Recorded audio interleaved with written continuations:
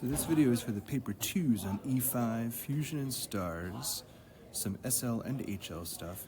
There's only 5 questions with multiple parts, and the first question has 12 marks, so let's see what it says.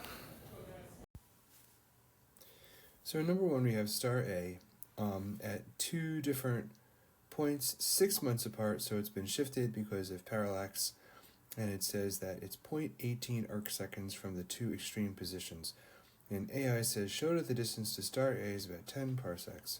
So I drew the angle. If they're 0.18 arc seconds apart, remember that this is a kind of right triangle trig situation. And so the distance in parsecs is 1 over the angle in arc seconds, but that angle in arc seconds is not 0.18. The parallax angle is 0.18 over 2. Right, so then that's going to be our angle, which is 0.09. And so the distance in parsecs is 1 over 0.09, which is 11 parsecs, which is about 10 parsecs, so that is correct. So AI says calculate the, AI says calculate the ratio of the distance to star A over the distance from the Earth to the Sun. And so that would be 11 parsecs divided by 1 astronomical unit. And so we can look to the mark scheme for 11 parsecs over 1 astronomical unit. So it always drives me a little crazy that they don't have units, but so I can lay this out here. All right, so we have 11 parsecs times 3.26 light years per parsec. That's in the unit conversions on the left tab. Times 9.46 times 10 to the 15 meters per light year, also in the unit conversions. And so the parsecs cancel out, the light years cancel out, and we're left with 3.4 times 10 to the 17 meters for 11 parsecs. Divide that by 1.5 times 10 to the 11 meters for an astronomical unit. That'd be meters. Let me throw the units in there. Meters. That's an astronomical unit. And you get a ratio of 2.3 times 10 to the 6. And B says, what's a constellation? And no longer part of the syllabus. We don't need to worry about that. It's a group of stars that appear to be close but are not gravitationally bound, but we don't need to know it, so there you go. All right, C. Stellar spectrum of star B shows that it has a surface temperature of 9900 Kelvin. Star B is a main sequence star with a luminosity of 25 L sun. And so how the temperature of the star can be determined from its stellar spectrum. And the mark scheme says identify the peak wavelength in the spectrum. And then using the peak wavelength, we have lambda max T equals 2.9 times 10 to the negative 3. And that Wien's law of lambda max T equals 2.9 times 10 to the negative 3 will give you temperature in Kelvin. Okay, C double I. It doesn't actually give any numbers, but that is how you would do it. C double I, predict the likely final stage in the stellar evolution of star B, and it says not is identified as not part of the new syllabus. So we're going to get rid of that. And D, Cepheid variables are not part of the new syllabus, so we're not going to do that. And that was it for number 1. We're on to number 2. And so really, 1 is just 1A and sum of C. A little bit. Okay, let's look at number 2. So 2A. 2A to me seems so obvious that it may even be tricky. Why is a binary star system brighter than a single star if that single star is brighter than one of the 2 stars in the binary star system? Binary star system is 2 stars, so they can combine their luminosity, and so together they're still brighter than Arcturus is. Then in B, they give us some information about Alpha Centauri A. And they give us the parallax angle, the luminosity, and then the luminosity of the sun, I think for comparison. And BI says, show that the distance from Alpha Centauri A to our solar system is about 4 times 10 to the 16 meters. And we can do this with the parallax equation. It says parallax angle is 0.76 arcsecs. So the distance in parsecs is 1 over the parallax angle. That's right here, 1 over the parallax angle. That's from E5. And that becomes 1.3 parsecs but we have to go from parsecs to meters. And then interesting way for them to convert to meters, rather than use the 1.3 parsecs, they're using the 1 over 0.76. That's where the 0.76 is coming from here. So you have 1 over 0.76 parsecs. So you have parsecs times the light year to parsec conversion times the meter, or rather parsec to light year conversion, and then the light year to meter conversion, and we get 4.1 times 10 to the 16 meters. And apparent brightness, this is another one from B1. The apparent brightness is the luminosity over 4 pi times the distance squared. Luminosity was given to us earlier, 5.7 times 10 to the 26 watts. And then the distance we just figured out in meters is 4.1 times 10 to the 16 meters. Don't forget to square that. So when you throw those numbers together, we get 2.7 times 10 to the negative 8 watts per meter.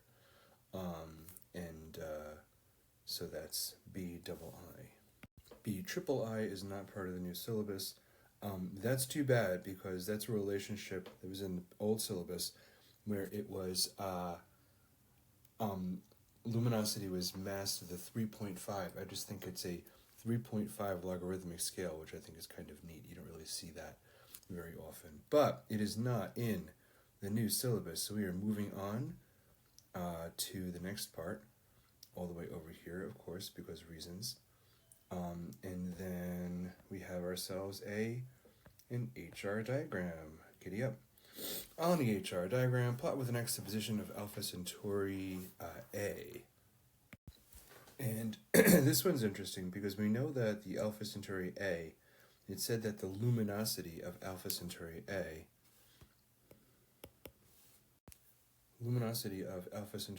is slightly higher than that of the Sun. Alpha Centauri A is 5.7, Sun is 3.8 times 10 to the 26. So being slightly more luminous, Alpha Centauri A is going to be higher on the luminosity scale. So it's going to have a higher up on the y-axis. But it also said before, the question said that Alpha Centauri A is a main sequence star. So if it's main sequence, see there's a U in there, main sequence, not only is it going to be higher, but it's going to have to track with the main sequence of stars. So it's going to be higher and to the left. So somewhere around this area here, somewhere around there is where it would wind up. And it says just above and to the left of the Sun. Okay, great. CII says draw the most likely evolutionary path of Alpha Centauri A, labeling the two main regions of this path. And Alpha Centauri A is kind of like the Sun, where we're going to have it's going to turn into a red giant. Red giants are up here. They're kind of cool, but they're very luminous because they're big. But then it's going to get very hot when it becomes a white dwarf. But it's going to be less luminous because it becomes small. So basically we're going to the red giants, and then we wind up with down to the red dwarfs. Okay. Then D, Proxima Centauri is a main sequence star with a mass of 0.12 in the mass of the Sun. Compare the times for which Proxima Centauri and Alpha Centauri A are main sequence stars. We don't need to worry about that, so we can get rid of D, not part of the new syllabus. And so now E and F, oh my goodness, we keep going. But it says not part of the new syllabus. Relationship between binary star systems and type 1 supernovae, don't need to worry about that. And then F, type 1 supernova, not part of the new syllabus, so that is that. Okay, now we have number 3. Okay, number 3, so it says parallax angle of Vega is 0.131 arc seconds. AI, what is meant by parallax angle? So the angle which the star subtends 1 astronomical unit, half the angle between the star and the Earth measures 6 months apart. I like this guy. But the angle at which the star subtends 1 astronomical unit, That's because of, as the Earth orbits the sun, the angle to that star, the I should say perspective or whatever to that star changes, so it makes it look like the star shifts back and forth when it's really the Earth shifting back and forth. But how much does the star shift? 1 astronomical unit. That's 1 AU between the sun and the Earth. So that's where they're getting the 1 AU from. But at like half the angle between the star and the Earth, measured 6 months apart. But either one of those is good for parallax angle. AEII show that the distance to Vega is 25 light years.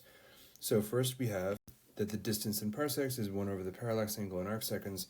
So that's where we get the d equals 1 over 0.131. And then multiply that using a multiply x, not the variable x. Multiply that times 3.26 light years per parsec. And we get roughly 25 light years, 24.9. Again, 3.26 light years per parsec is from the data booklet. We have conversion for that. And then so we have Vega and Beta Orionis, the distance in light years, the luminosity, and the temperature in Kelvin. But luminosity is not how bright it appears from Earth. That is apparent brightness, and we have a formula for that. And we can get all fancy in terms of relative brightnesses and which one's brighter. I'm just going to go the lazy man's way and just find the brightness of each one using the numbers they gave. So using the luminosity as factor, as multiples of the sun's luminosity, whatever, it's fine. We're just comparing them. And we have the distance in light years, so let's work those numbers. And I'm not even going to bother with the 4 pi. It's in both expressions. I'm just going to cancel it. And so, Beta Orionis, with its 40,000 times the luminosity of our sun, is not as bright as Vega because it is much farther away. And so in the end, Vega is brighter. This is allows 0 for a bald correct answer. Correct, like you actually have to use the equations to defend your answer. Okay. And you can't just be like, oh, Vega's one of the brightest stars in the sky. Yeah, I'm right. But Beta Orionis is also, it's the second brightest star in Orion. So definitely visible to the naked eye as well.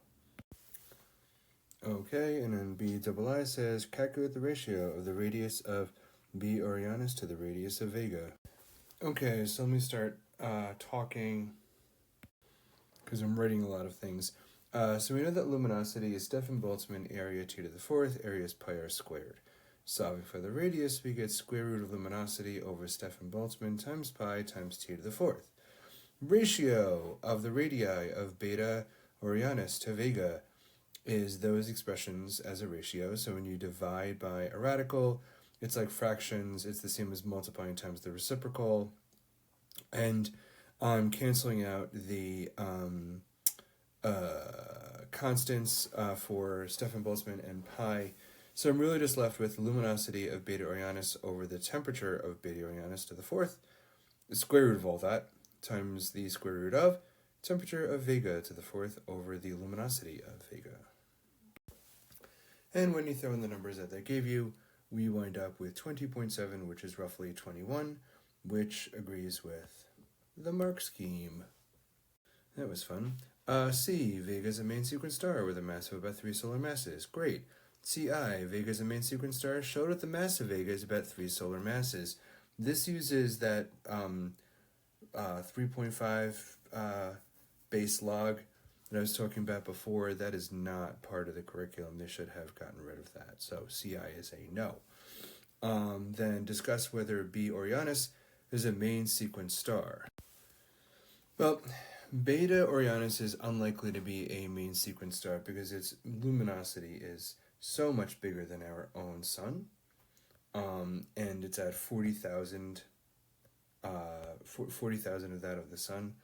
So that, in and of itself, it's also in terms of the radii, Beta Orionis is about 21 times the radius of Vega, and it said Vega, I think it said that Vega is main sequence. Somewhere it said that. Yep, there it is. See, Vega is a main sequence star. So Beta Orionis is, the luminosity is very bright, extremely bright, so that's a problem. And it says that the temperature is comparable to Vega. We can see that here. The difference between 9600 and 11,000 Kelvin. They also say that the mass, it has 20.6 times the mass of the sun. I don't know where they got that from. Maybe they mean 20.6 times the radius of Vega.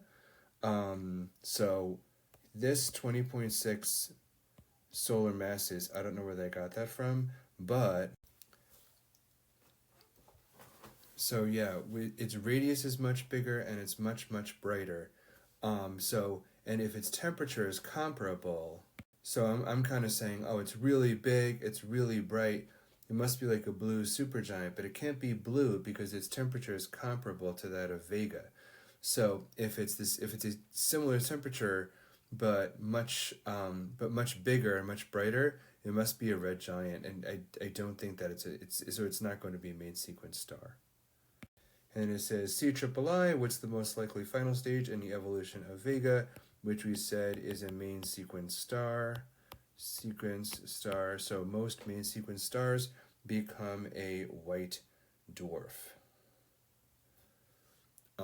Because it's it'll go through, it says final stage in the evolution of Vega, white dwarf. I don't know why this is a 2-mark question. It says we'll go through the red giant phase. Yes, that's true, but that's not going to be its final phase. So I'm not sure where they're getting that from. But yes, it will become a white dwarf. I was hoping to include 4 and 5 in this video, but I'm already past 15 minutes, and that's my typical cutoff now for these videos. So 4 and 5 will have to come in another video. Thank you.